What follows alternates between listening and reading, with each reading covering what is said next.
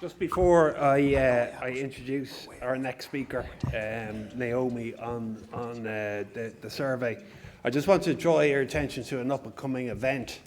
And Professor Orla mentioned Father Tony Coote and the Walk While You Can fundraiser. So Father Tony Coote set that process in motion and that fundraising in motion in 2018.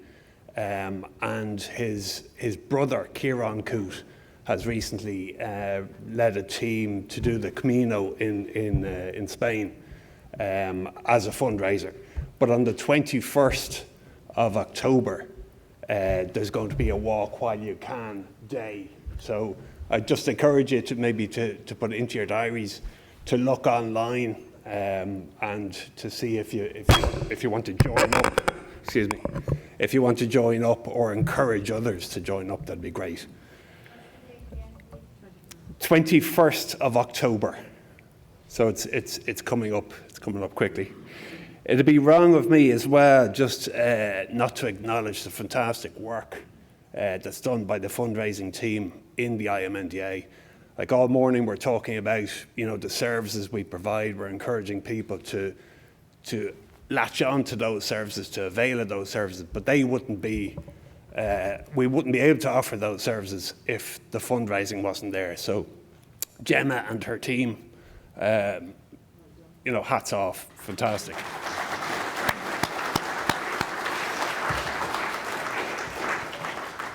So our next speaker, so Naomi will give us some details on the survey.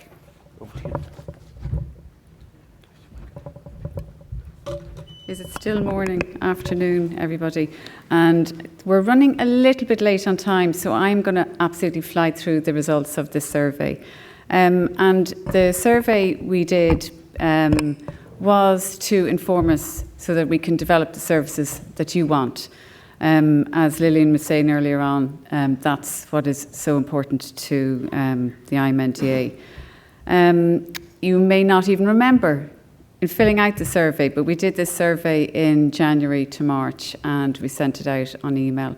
And we did it with MND Scotland because they have a similar population and similar number of people living with MND, and they invited us to collaborate with them, and we said we would. And we worked on changing it a little bit to suit our Irish population. So I'm just going to give you some of the results and I'm going to fly through it, but we're only kind of starting to analyse them, and they will be more in-depth results coming, and as they come we'll inform you of that. So the reason we did it is because we wanted to develop our service and we want to develop that with you in mind.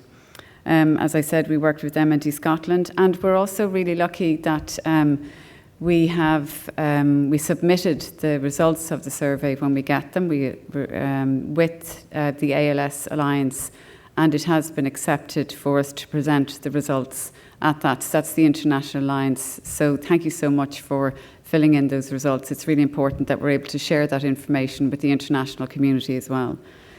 So it was anonymised, and we did 3 parts to the survey actually. We did the first part were with people living with MND, then there was people who were caring for people with MND, and then people who were bereaved with people with MND. So I'm just going to give you the survey for people living, or the results of people living with and carers just today.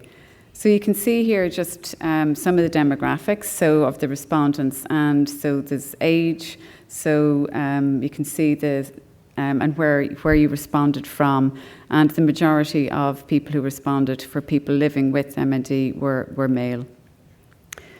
We also looked at how long people were living with the disease, so that is just a snapshot there, and the majority you can see 4 to 8 months and 1 to 2 years, but people living with the disease for over 8 years as well. So what was important, and I think this came through for both people living with the disease and for your carers, and it was family and their support, friends, being able to continue to work, keep going as usual, and aids and appliances. So also just to say that these results are being analysed with Professor Miriam Galvin that works with Professor Orla Hardiman as well. And she's got an incredible background in looking at the research of people living with MND and their carers. So she's very well informed to be able to do the results for us, so we're delighted with that. And there's just a few of the comments that people put into the research as well. You know, people, what is important for them, getting up the stairs, you know, family and friends, hate seeing them go through this with me. So we're taking all of that on board when we get the full results. And we looked at who's engaging with our services as well, and how you feel about the services that we already have. And you feel that there's excellent support, which is great to know. Practical support has been excellent, and the use of a stair lift has been really life-changing for some people as well.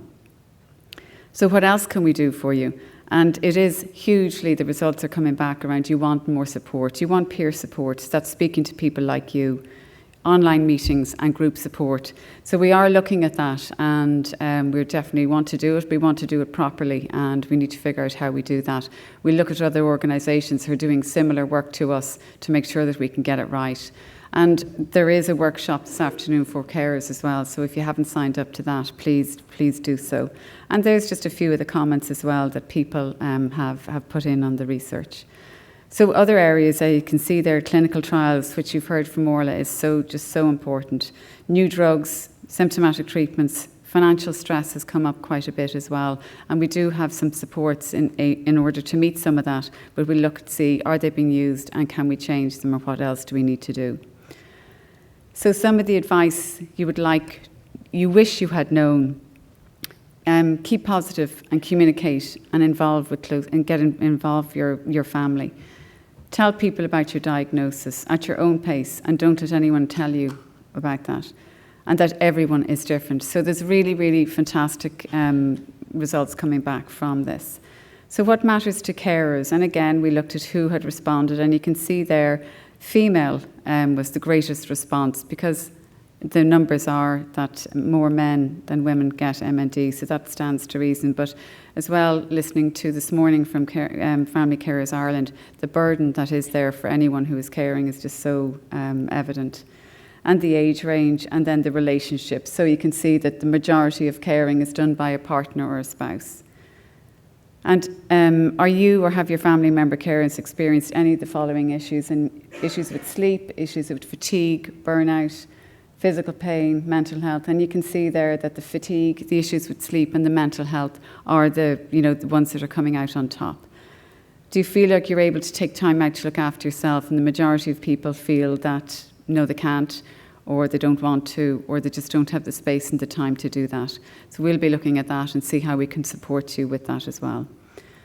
A question was asked about the hospice service and how did you feel about that? And they were anxious and worried and didn't really want to talk about it. But I know from speaking to the nursing team is that when hospice care and palliative care is explained and explained properly, that people do adapt to it and they want to know more and engage with those services. So and you'll be hearing from Teresa Leahy as well about the service that she's working with. And what services were used by people who are carers. And it was the nursing service, phone and email, home visits, which is essential, information support, and the nurses are going out. They're there for not just the patient, but also the family as well. And that is just such a huge part of their role, but also other healthcare professionals as well. So is there anything else that we could do for you as a carer? And it again, peer support, a befriending service, overnight respite, which we are looking at, support other family members, and providing education for healthcare professionals, which we are doing. And that is something that we're doing on webinars, but also the nurses go into nursing homes, they go into hospitals, and they do give health care professionals education on what it is like to live with MND and how that the other healthcare professionals can support people. And providing information on the local service, and you want to know information on genetic testing. And as Orla said, she has approval for developing that service within Beaumont. Information that you'd like to have received, but maybe you didn't.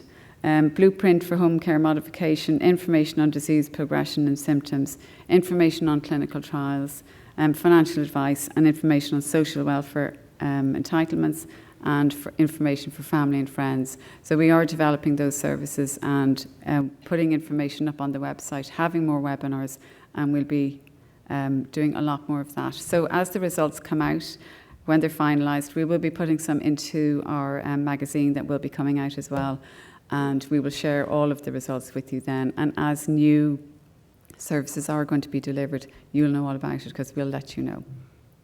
Thank you very much. Thank you.